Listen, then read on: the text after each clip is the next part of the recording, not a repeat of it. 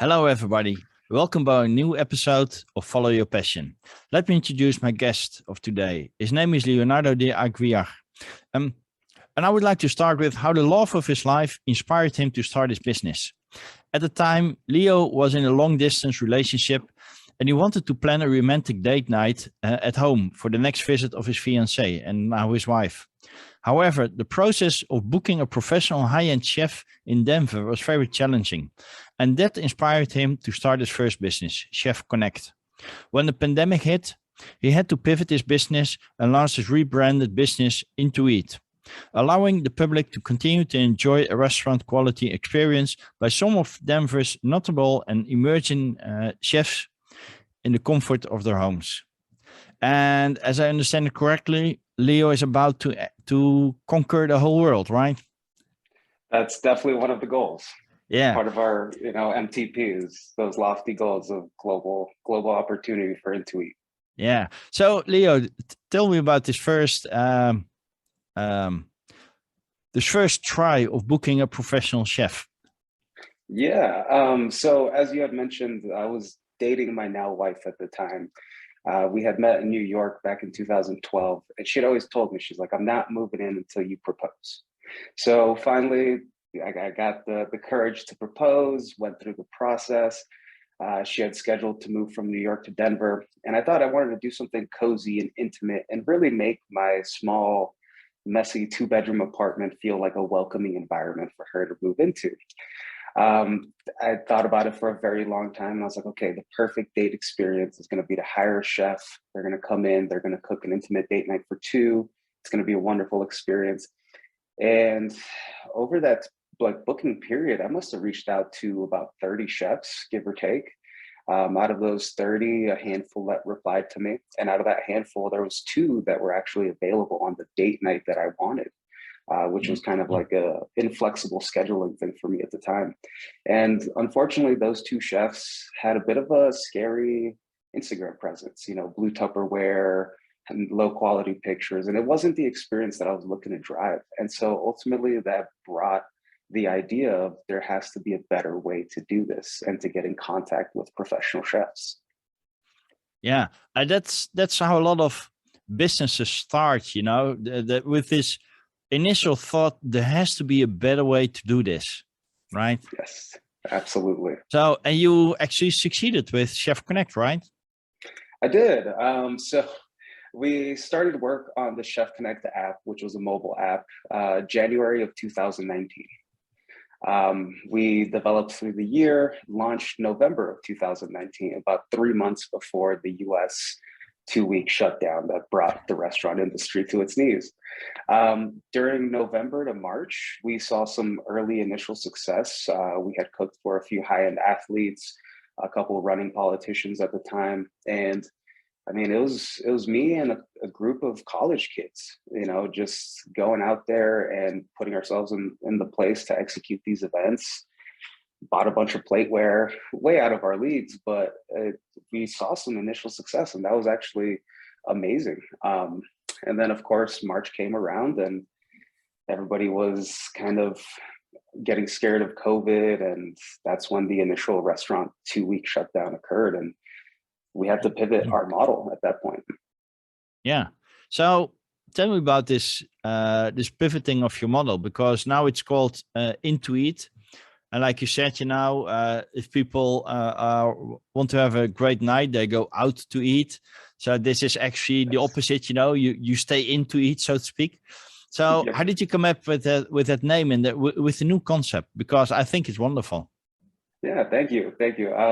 Well, the branding was kind of a really long marketing meeting with me and my team, but ultimately at that March point, I sat down with the team and we all kind of took a look around the table and we asked ourselves the question: is like, is it safe to keep operating in people's homes? The general consensus of everybody at the time was no. Let's put a stop to the in-home for now. We don't know how that's going to transition, but there was a mutual feeling of inspiration and not wanting to give up. So we were like, okay, what do we do? If we can't do the in-home stuff, how are we going to support the team and continue moving forward? And ultimately, we decided, okay, the best move forward is to pivot to a buy one, give one meal takeout process. We were giving out meals to industry workers and other individuals who were heavily impacted by the pandemic shutdown. They'd either been furloughed or had lost their jobs. They didn't know how they were going to pay rent. And at that time, it's like the government was trying to catch up with the unemployment, and there was all these things going on. And so all these people were just kind of left high and dry for 6 months. Hmm. And during that time, I think we donated up to 700 meals Oh, as like wow. a new concept. We rented a space out in downtown Denver from a restaurant that had just launched. They had furloughed all their employees. We got in there, took it over as a commissary. And in that period, we had a lot of chefs reach out to us, and they asked us like, hey, I see you guys do in-home private events. Is that operation still going? Are you guys still generating revenue? I have no outlet for my skills. I don't know what I'm going to do. And Chef Connect at the time was a small scale catering concept. Never dreamed of expanding it beyond Denver. And it was just a catering company with a fancy app. We started getting inquiries from all these amazing chefs and these like life stories of how they were struggling, and we're like, we have to do something. So that was the second pivot during the COVID era, where we kind of put Chef Connect to bed and really scrapped apart the bones and the pieces and the processes that were working, and adapted it to be more forward facing to support 1099 contractor chefs. Nice. And currently the lockdown is over, at Yes. least until the next pandemic hits, of course. But I think it's a great success, right? Intuit. Yeah. I mean, I think COVID definitely accelerated what we had to bring to the table in terms of the consumer mindset and accepting it. And I think we started to see this consumer mentality change in 2008 when we saw the like app-based services come out, Uber, DoorDash, Seamless. And I think slowly throughout those years, people and society have been evolving, and luxury and the um, expectance of things to come to you and be convenient and be easy to access. I think we started to see that kind of transition with Uber Eats and those delivery platforms. But when COVID hit and it really took going out to a restaurant off the table, people became more flexible and malleable to discover what substitutions there were and what the opportunities are.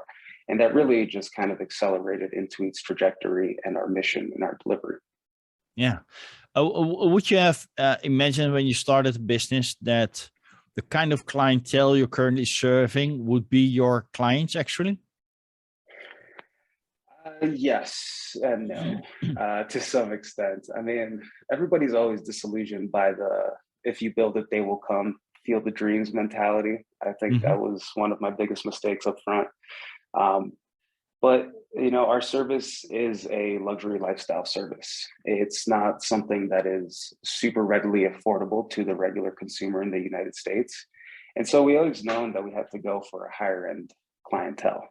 And so we've maintained that trajectory. But it's interesting to see how the different social circles kind of adapt and bring in your product and your service and how that functions to each individual. Yeah. And I actually think that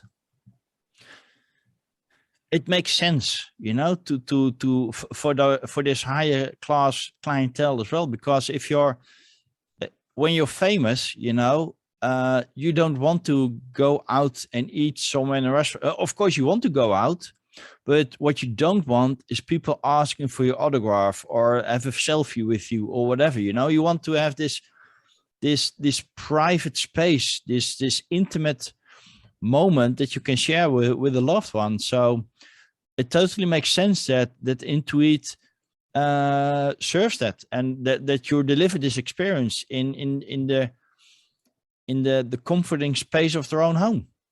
Yeah, absolutely. And it always shocked me.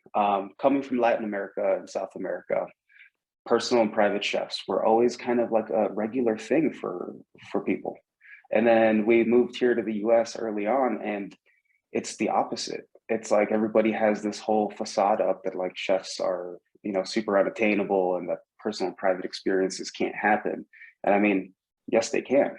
They're a little more pricey, but they bring a lot more to the experience. And we've actually seen some success with promoting our services to businesses, banks, lawyers, real estate agents who want to be able to close deals in a more intimate setting and not have to worry about being overheard or oversharing. So that's been an interesting niche that we found as well. Nice. Can you share like a fun story when you just started? What happened and how you learned from it? Yes. One of my favorite stories, and I call this the stock pot incident. So one of our original client, actually, she's a wonderful lady here from Denver. Her husband is a professional athlete, and they invited us to come cook for them.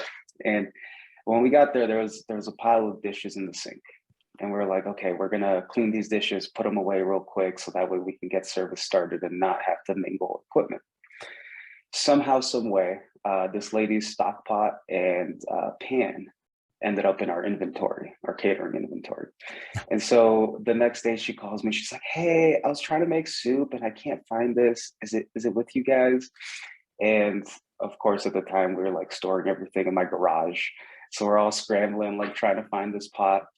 And basically, end of the story is we had to replace this lady's wonderful cooking set because we couldn't find the stock pot, but we could find the pan.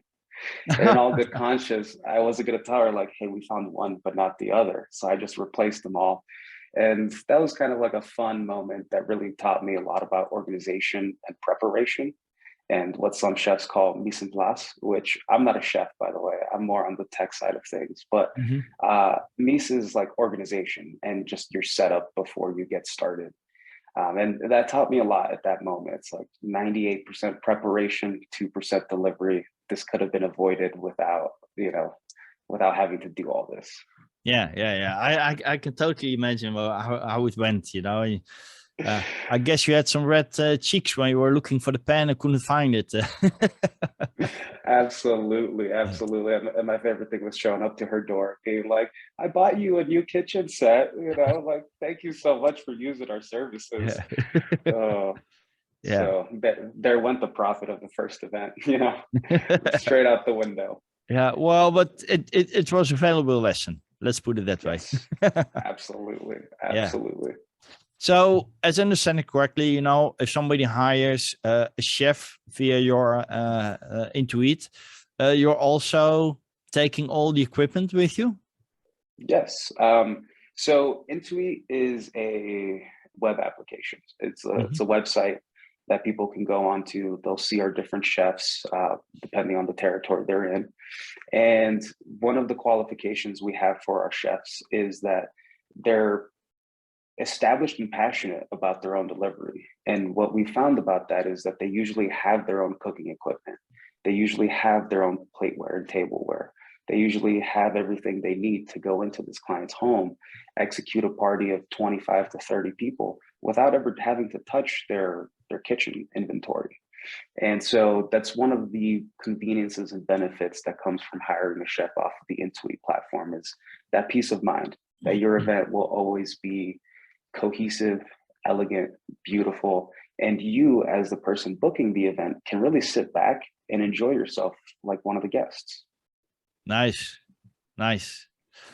And does it also just came to mind, does it also come with a waiter or a waitress, or is it the chef serving everything? Yeah, so it comes with everything. When you go out to a 5-star restaurant, you don't expect to get off the table and grab your food from the kitchen. You don't expect to do the after event cleanup. You don't expect to do the service. And so that's that's another one of the Intuit benefits. It's your chef brings all the food ingredients. They do all the shopping. They do all the preparation, all the cooking. They bring the service staff. If you wanted to hire a bartender in addition, whatever that may be. And then at the end of the night, they'll take care of everything. They'll pack everything out and leave your kitchen just as clean as they found it, if not cleaner. Nice. Nice. So it's not only an app, it's just a full service uh, Yeah. experience. Yeah. And that's why I like to call Intuit kind of a luxury lifestyle brand, because although we have a modern touch, we focus on modern processes and really streamlining that booking situation. It A lot of our success and intent comes from that human service element, and it's the soul behind the experience. It's not just here's a plate of delicious food, enjoy. No, it's that moment that you get to interact with your chef, create those memories, laugh with your friends, laugh with the chef and the server, and it just makes everything go around. And so yeah, absolutely, it's a full top to tail restaurant service in your home. Nice. And I'm not sure if it's a saying in the US, but it's a saying in the Netherlands, and I'll just translate it literally. That the love of a man goes through his stomach. And I Yep. guess you've combined everything. It's the love of your life that got you into this business, actually. Mhm. And it's the love of food. It's everything combined, right? Yeah, absolutely. And food to me personally has always had an important part of my life, but not as many people, not the way many people expect. Actually, growing up, I was very obese. I used to weigh 360 pounds, 165 kilograms at my heaviest. Oh wow. Um, Yeah. yeah, and that I think it was 23, 24. Now, I went to the doctor and they basically told me, hey, you either change your lifestyle or you're not making it to 30. And I'd become pre-diabetic. You go on one website and it's like, cook all these things. Then you go on the next thing. It's like, don't cook these things. It will kill you. And so that like misinformation of the diabetic food at the time when I was cooking really brought everything together. And then slowly but surely, yeah, the love of my life brought together the idea. And it's not my original reasoning for food being so important hasn't doesn't fully translate to what I'm executing now with Intuit, but I do think it was a critical component of that focus and care that the Intuit platform delivers and our chefs deliver. It's all about that. Like, food is an amazing thing, and it should be highlighted as a wonderful experience, not just a consumable item. Wonderful. It's um I think you can say it's even better to enjoy small meals than Mhm. just feed yourself with the big bad stuff, so to speak. Yeah, absolutely, absolutely. I'm glad you brought that up. And it's here in the U.S. it's a major thing. We have so many processed foods and so many like sugars and different things in food that it's like almost overwhelming. And it's just not a healthy way to kind of sustain yourself. And a lot of people do. It's like, let me have this big bowl of Cheerios in the morning with 30 grams of sugar. That's not normal. I'm sorry. There's a Yeah, disconnect there. yeah, yeah. But I sometimes say there are a lot of addictions, heroin, you name it. But Here's um, one. I think sugar is maybe even the most addictive thing out Yes, there.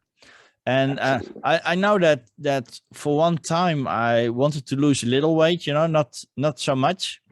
But I remember that I was keen on looking on the ingredients and what all contains um, sugar, right?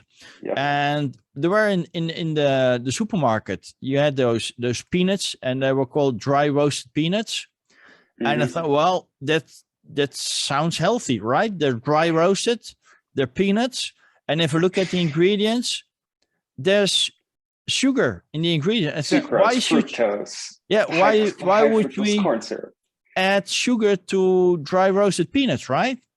So the only thing I'm currently also eating rice crackers, but there are only rice, salt in it, Mhm. and you have the normal chips, but they're all the only thing that's in it is a little bit of oil because they're roasted, uh, potato and salt. As soon as there's a flavor added to it, it contains sugar. Yeah, and it's It's amazing. crazy. Yeah. Yeah. And okay, so that's a perfect thing to say. So thank you for bringing that up. Imagine having a chef that will come into your home 2, 3 times a week, and they will prep everything you need to continue eating healthy in a way that brings flavor, in a way that doesn't get repetitive. That's a huge thing, and it's people don't understand that, and I think that's also a huge disconnect in the American food culture. It's if you're trying to lose weight, everything's got to be bland and disgusting, and then anything else is just the indulgence, and then that's not true. There's a lot of healthy mediums there where you can have a lot of flavor and a lot of sustenance and a lot of healthy meals without having to overindulge in the bad things and eat a stick of butter with every meal like some restaurants do. Yeah. Yeah. And I know by fact because we had a neighbor who was suffering from MS, multiple sclerosis, right? Yes. And she already had a dog that would be like a helping dog, helping Mm-hmm. her opening doors because she got less mobile every time. And one day I saw her just walking without any support, and just very enjoyable and fun. And I just talked to her, what happened? And the only thing she actually said that she changed her diet. Yeah. And by changing her diet, she got rid of this MS, and it's amazing what food can do for you. Absolutely, absolutely. I actually have an aunt with MS, and so she's kind of going through the same thing. And people don't really know that it's MS, schizophrenia, diabetes, and there's so many other diseases that are directly correlated with your nutritional intake. And just some small adjustments can really fix things up and supercharge your body. And it's always been such like an amazing and wondrous thing to me. It's what we put in has a significant impact on what our body puts out, and people don't really correlate the two. Yeah. And it's also wonderful to hear, Leo, that this is also part of Intuit, right? Mm-hmm. It's not only offering a high class professional dinner experience, but Mm-hmm. it's also healthy, right? And it's something that Yes, you're a very big advocate for, right? absolutely. And so it's Uh, all it's not only having this experience, but also caring about your clients. Absolutely. And actually, although people called me insane for it at the time, that is one of the reasons Intuit has a certified dietitian on call and a nutritionist on call. Let's say eating healthier is a big goal for you, and you call in, you speak to our team, and you're like, hey, I want to set up these recurring culinary meal preps. I want the chef to come into my house. We'll offer you the opportunity. Do you want to work with our certified dietitian? They are third party, but they are fully licensed, fully Mm-hmm. certified. They'll call you, they'll kind of run through the process. And then with your permission, they'll actually share that information with your chef and prepare the chef for the meals that they have to execute and really give them like those finite details to really make everything go around and for you as the consumer or the client to see results and progress. And it doesn't have to be, like I mentioned, in that this is all diet, disgusting food domain. Yeah, but and it makes total sense to me. And if you start thinking about it, it amazes me that this hasn't been part of the experience much earlier, right? I have a client that is actually allergic to eggs. So when she, last time we had dinner, and she was asking if the mayonnaise was free of eggs, right? Mm-hmm. And the waitress couldn't answer that question because those are things you never think about unless you're allergic to something. So Yep. when you want to order a dinner at your own home, and then it makes total sense to be Yes. able to discuss this, and say, well, I can eat everything. I'm just allergic to eggs. And then the chef can take that into account. The same with a diet or whatever. And especially if you're having professionals, athletes as a client, you know, Absolutely. 9 out of 10 are on a special diet. So you have to take that into account. Absolutely. And yeah, dietary restrictions are no joke. I myself am shellfish intolerant. So I'll have an anaphylactic shock if I consume anything with the exoskeleton. And you know, it's even crazier when we get event requests from like legitimate celiacs and people who are soy intolerant.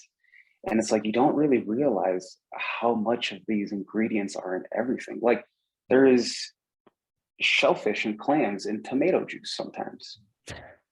And you're just like, wait, really? Why does that need to be in there?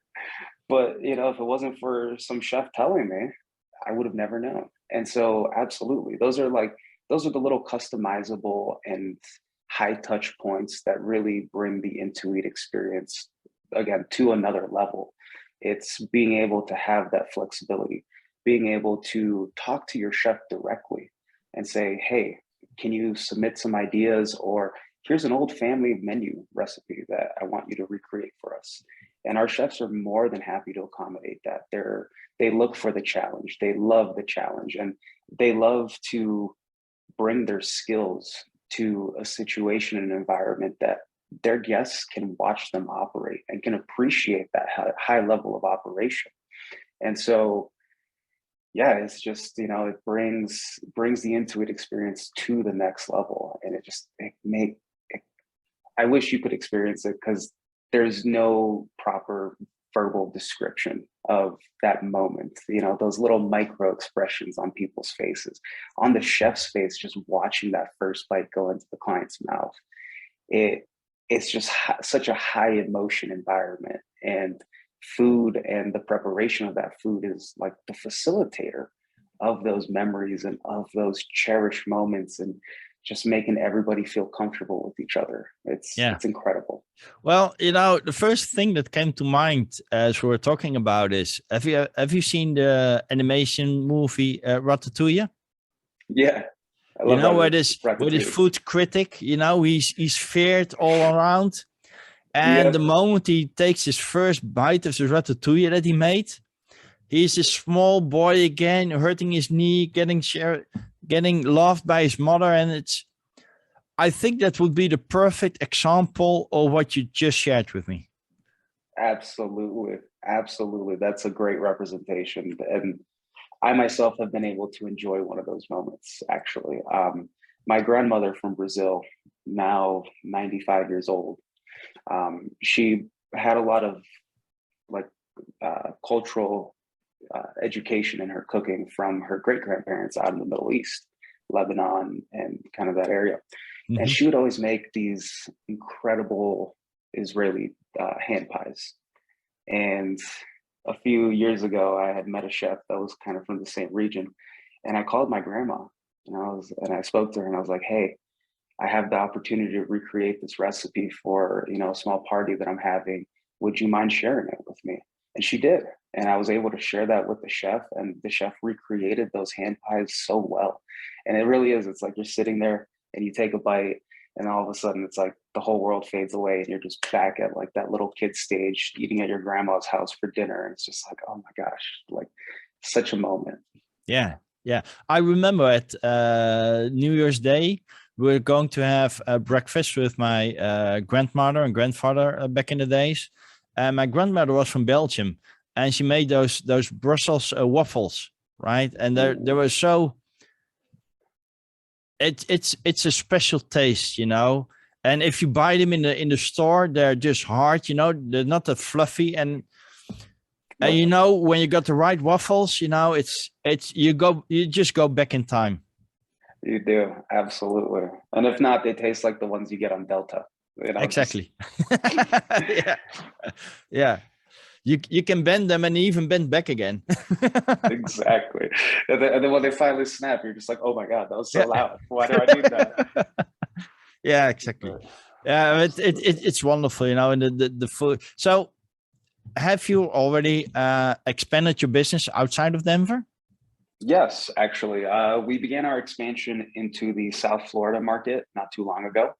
Mhm. Right now, we have chefs that go from Key Largo all the way up to just under Orlando.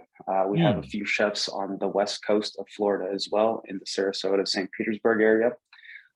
From there, we have a few chefs in the Atlanta market, and a few chefs in the Texas metro markets, Dallas, Austin, and Houston, that we're looking to expand. And that's more or less where Intuit will cap its expansion for the summer, the next like 3 to 4 months. And basically, we're just doing a swap of cycle from our chef recruitment cycle to our sales cycle to really engage those chefs in those new markets, get them steady business, and keep them engaged on the platform. Nice. So I guess it's um, a lot of logistics comes around in expanding your business, right? Yes, So absolutely. did you have some entrepreneurial experience, or is it just do as you go? 50-50. So I come from a family of entrepreneurs. My great grandfather actually started a small chicken restaurant out in Guatemala. From there, the generations from him have kind of taken that into a global enterprise. And so I've always had the example. I've always had the education and the knowledge and the access to the knowledge. But really, one of my favorite things about being an entrepreneur is kind of those make or break on the ground moments where it's like you don't always know if what your decision is the best decision, or if it's the right decision. Hmm. But you just have to have confidence in yourself and in your ability to lead and make those decisions to really kind of say, yeah, I'm sticking to my guns. This is it. Let's go for it. Yeah, it's one of my coaches also said. A lot of people, entrepreneurs, they make fast decisions and they stick with it. Mm-hmm. And that's I think that's something that you just showcased, right? So Absolutely. are you already thinking about how Intuit would change or expand if you would go national or maybe even abroad? Yeah. So ultimately, I hope nothing major changes. I love the vision and the mission that we have set up. I love the goals that we have and the driving purpose behind our platform and our service, which is to connect wonderful and passionate chefs to discerning clientele and really fostering those magical culinary moments. And so I hope that never changes. I hope the level of chef and the way we engage in our chefs remains the same. I hope it improves, but I think it's critical to make sure we never lose sight, no matter how we change, of the original goal and the original mission. Perfect. And Leo, as long as you stick to your vision, your mission, and your core values, that's what the company stands for, and you should cherish that. And that's important because you will attract the kind of chefs and the client and the kind of clientele that are aligned with that. And that's how you actually build and expand your business, and that's wonderful, especially what you said, sticking to those core values and with the same drive, you're bound to be a success. Thank you, thank you. I'm happy to say that our current core values and mission actually just sparked a partnership with Matsuhisa, Colorado, Mm. one of Nobu Matsuhisa's franchises. And so we've just kind of bridged a partnership with such a culturally rich and has such a brand that's so culturally rich and has so much brand recognition through a time-tested service, and us, an emerging luxury brand, kind of going back and just bringing that like luxury hospitality with the modern touch together. Nice, nice. And that's how it goes, if people align with your mission and with your vision, your core values, you will attract those kind of partnerships, those relationships also with your clientele as well and your chefs as well. If people feel confident and that they can associate with it, they will. Absolutely. And that's always such an important thing, not Yeah. just for us, but for anybody. Oh, definitely. Especially if you want to stay in business for a long time. If you want to make it through your first 5 years, absolutely. Exactly. So I love your story, Leo, and I think you're on the right way. If you could share from this experience you already gained, a little tip or little piece of wisdom with the audience, what would it be? Yeah. So I think one thing I love to share is my favorite quote from Reid Hoffman, who's another entrepreneur.